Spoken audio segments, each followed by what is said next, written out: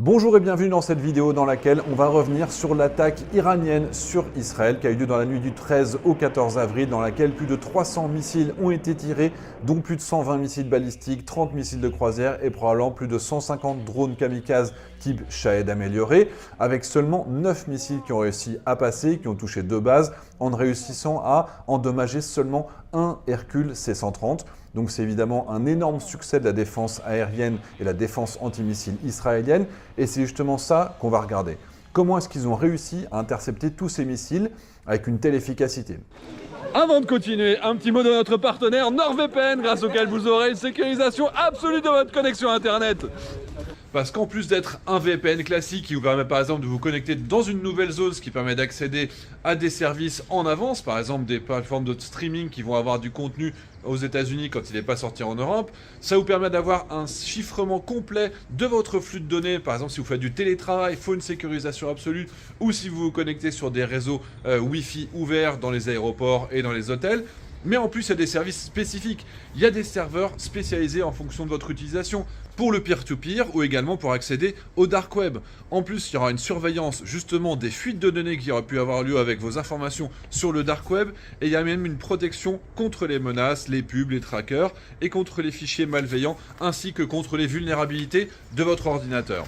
Alors cliquez vite sur le lien qui est en commentaire de cette vidéo, nordvpn.com/titelman, comme ça vous aurez en ce moment une offre spéciale jusqu'à 71% de réduction, en plus des 4 mois gratuits et toujours le satisfait ou remboursé.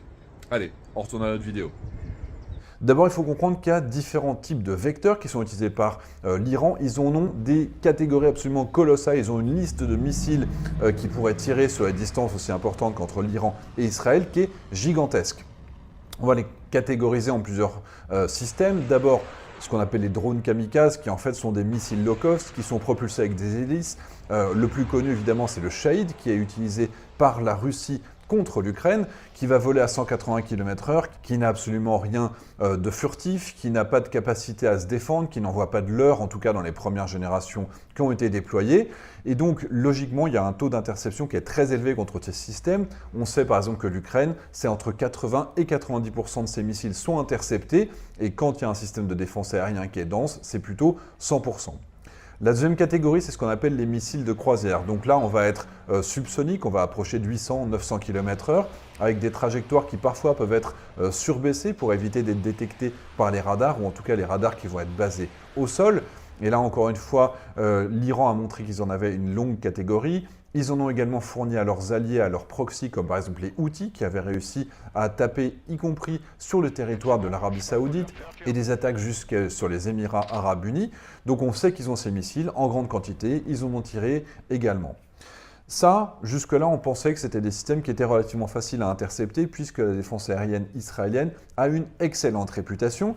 D'ailleurs, quand on regarde encore une fois en Ukraine, les missiles Kh-101 qui sont supérieurs technologiquement aux missiles iraniens, eh bien, ils ont des taux d'interception qui sont très importants par simplement les systèmes de défense qui ont été fournis à l'Ukraine. Or, Israël a des systèmes de meilleure qualité avec une densité encore supérieure. Donc, le fait que la totalité des missiles de croisière et la totalité des missiles, des drones kamikazes, ces missiles low cost, aient été interceptés, il n'y a absolument aucune surprise. La vraie nouveauté, c'est sur les missiles balistiques. Les missiles balistiques, le concept, c'est un petit peu comme les missiles Scud ou même les missiles allemands de la Deuxième Guerre mondiale. C'est des missiles dont la trajectoire est très très prévisible. C'est-à-dire qu'ils vont monter très très haut. Ils vont sortir de l'atmosphère, c'est ce qu'on appelle des missiles exo-atmosphériques. Et ils vont aller par contre beaucoup plus vite, Mach 5, Mach 8, Mach 10, ce qui permet évidemment de sortir de l'atmosphère par leur vitesse, ce qui donne des rayons d'action qui sont beaucoup plus importants. Par exemple, le missile Shahab 4, il est même capable de toucher la totalité de l'Europe. Et donc ces missiles, comme ils vont beaucoup plus vite, il faut des systèmes pour les intercepter qui soient beaucoup plus complexes et qui coûtent également beaucoup plus cher parce qu'il faut des radars pour porter beaucoup plus loin, il faut des missiles intercepteurs qui sachent s'adapter, aller également à des vitesses plus importantes. Donc ça, c'était la vraie interrogation. Israël possède une défense aérienne qu'on considère être en 3 couches, mais en réalité, il y en a plus que ça. Le premier, le plus connu, parce que vous l'avez vu partout dans les médias depuis très longtemps, c'est celui qu'on appelle dôme de fer ou Iron Dome. C'est de la défense de courte portée, c'est-à-dire inférieure à 70 km. Il a été mis en service en 2011 et chaque interception va coûter moins de 100 000 $, ce qui paraît cher, mais en réalité par rapport au coût des destructions que ça pourra engendrer, c'est pas cher, mais d'une manière générale, c'est très abordable en comparaison avec les autres systèmes de défense aérienne qui existent partout dans le monde. Ils ont un taux d'efficacité prouvé qui dépasse largement les 90%. Et en général, les quelques pourcents qui restent, c'est aussi parce que ce système a un calculateur qui permet de voir arriver les roquettes, par exemple les roquettes du Hamas. Ils ont un système qui permet de voir où est-ce que ça va tomber. Si ça tombe dans un champ ou dans la mer, ils vont le laisser passer. Ils ne vont pas gaspiller un missile pour essayer d'intercepter un vecteur ennemi qui ne présente absolument aucun risque. Les Israéliens avaient d'ailleurs acheté en complément, ils avaient testé un système qui s'appelle le Centurion, qui avait été développé par les États-Unis. C'est un dérivé du Phalanx, qui est un système de défense antiaérienne terminale qu'on trouve notamment sur les navires, qui crée une sorte de mur de métal en tirant des centaines et des centaines de balles en seulement quelques secondes, qui vont constituer un vrai mur contre lequel le missile ou le vecteur va venir s'écraser. Et donc, ils ont acheté ce système, ils l'ont testé, mais ils ont considéré que leur dôme de fer et leur missile étaient tellement efficaces, tellement plus efficaces, que finalement, ça ne servait à rien d'avoir une défense terminale de basse couche qui est seulement dans les 2 derniers kilomètres, alors que eux, leur objectif, c'est d'intercepter les missiles plutôt à leur lancement, 70 km jusqu'à 70 km, ce qui permet de les faire retomber également dans des zones non habitées, ou alors directement au-dessus de la bande de Gaza quand c'est tiré par la bande de Gaza. En complément, ils développent également depuis des années un système qui s'appelle le Iron Beam, qui est un laser de défense aérienne dont je vous ai déjà parlé sur la chaîne depuis plusieurs années, parce qu'ils le développent et ils sont les plus avancés dans le monde. Au début, c'était simplement pour être capable de faire de l'interception de drones de basse intensité, mais avec leur temps, les lasers sont devenus tellement puissants qu'ils ont aujourd'hui acquis la capacité de faire du CERAM, c'est-à-dire exactement comme un Phalanx et comme le Centurion que les Américains ont, mais les Israéliens y ont renoncé. C'est-à-dire qu'il peut intercepter des roquettes, de l'artillerie et des missiles. Donc ça, c'est vraiment la défense de terminal pour les drones kamikazes, les missiles de croisière et les missiles que maintenant Israël sait intercepter et ont prouvé leur capacité à intercepter avec une très très grande efficacité. On a ensuite 2 couches de longue distance. D'abord, la première, c'est ce qu'on appelle Fronde de David. C'est un système qui a été mis en service en 2017, qui doit pouvoir intercepter des missiles. Encore une fois, je parle de missiles, mais ça peut être des avions chasse, des hélicoptères, des avions radars par exemple, jusqu'à 300 km de distance. Il est tellement efficace qu'il va remplacer le Patriot dans la défense aérienne israélienne et il a évidemment une capacité à intercepter les missiles balistiques et notamment ce qu'on appelle le balistique tactique. Parce que là, encore une fois, il faut faire 2 catégories. Les missiles balistiques, ils peuvent soit être des missiles intercontinentaux qui vont être capables d'aller de la Russie vers les États-Unis par exemple, avec plein de systèmes, le Topol, etc. Et il y a des systèmes locaux qui ont par exemple 300 km de portée, comme le Toshka-U, ou ses dérivés, les missiles Scud, jusqu'à 300-500 km de portée. Et donc ça, c'est Fronde de David qui va les intercepter, notamment quand on a avec des missiles, les missiles Badr, des missiles qui sont utilisés plutôt par les proxys de l'Iran dans la région. Et on a ensuite celui qui était vraiment en question, c'était le système Arrow. Là, on est sur de la longue distance et là, c'est pour intercepter les missiles balistiques lourds. Il y en a 2 des systèmes Arrow. Le Arrow 2, qui est sorti en 2009, qui a été développé par Israël, les États-Unis et également avec un financement de l'Inde à une certaine époque. Il a été utilisé pour la première fois de manière opérationnelle en octobre 2023, quand il a été capable d'intercepter un missile outil. Et il l'a intercepté beaucoup plus haut, parce qu'il ne l'intercepte pas sur la phase descendante, comme on pourrait avoir par exemple sur Fronde de David. Il va aller dans l'espace pour intercepter le missile balistique qui arrive. Et c'est pour ça que cet événement en octobre 2023, qui est passé relativement inaperçu, mais c'était le premier combat spatial de l'histoire, parce qu'on a un système assaillant qui a été intercepté dans l'espace par le système Arrow 2, du coup, dans l'espace. Et le troisième système, il s'appelle Arrow 3. Donc lui, il est plus récent, il a été mis en service en 2017. Et c'est là qu'il y a réellement quelque chose qui est exceptionnel, c'est qu'il a été capable d'intercepter les missiles iraniens dans leur phase montante. C'est-à-dire que le détecter, le capter, l'intercepter avant même qu'il ait réussi à arriver à son apogée.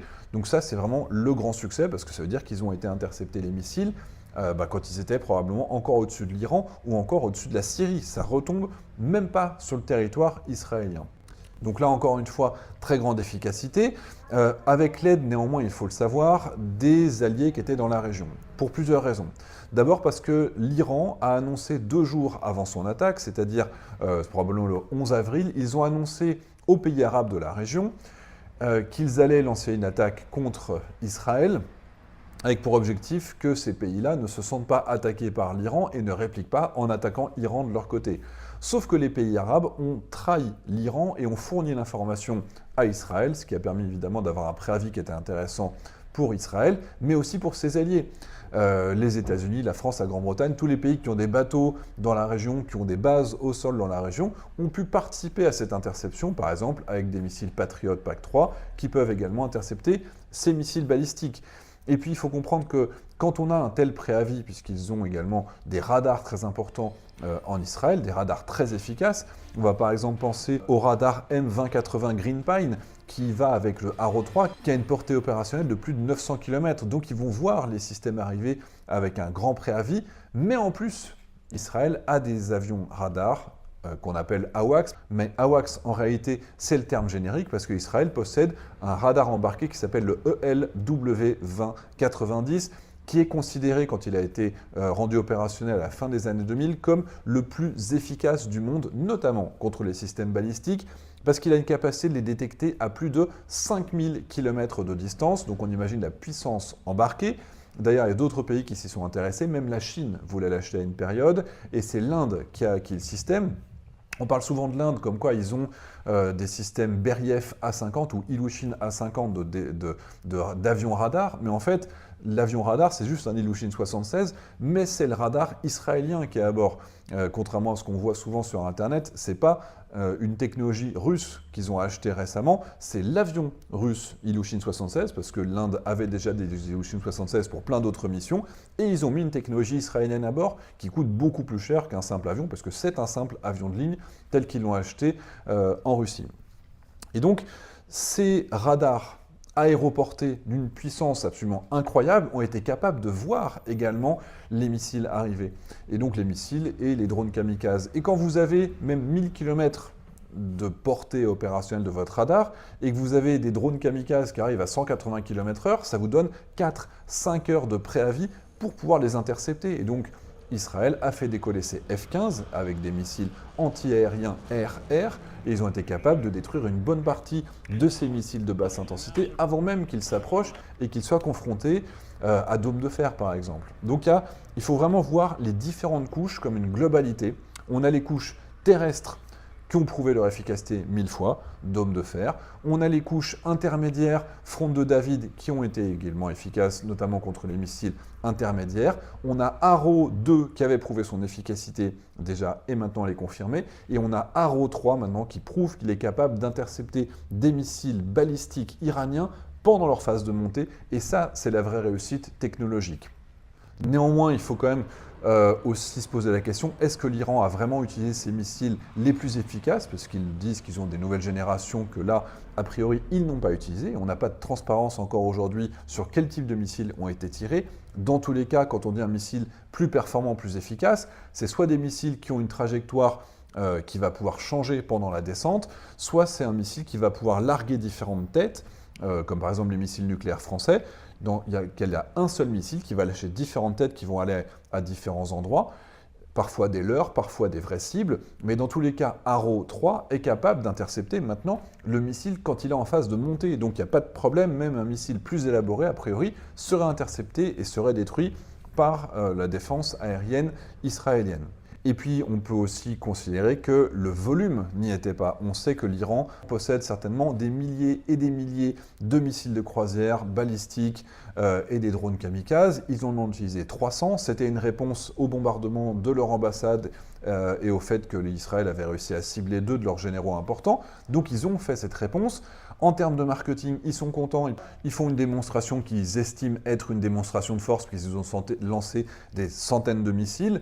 Alors évidemment, En termes de politique intérieure, en termes de marketing, certainement qu'il y a plein de gens qui vont dire que c'est extraordinaire, félicitations, mais la réalité, c'est qu'il y a quand même très peu de coups au but. Il y a seulement 2 bases sur lesquelles il y a 9 missiles qui sont touchés. Ces missiles, on voit maintenant en plus qu'ils visent relativement mal. Il y a des pistes secondaires, des entrepôts vides et seulement un Hercule C-130 qui a été simplement endommagé. Donc ce qui prouve quand même que même quand ça passe, c'est quand même des missiles qui ont une précision qui est faible.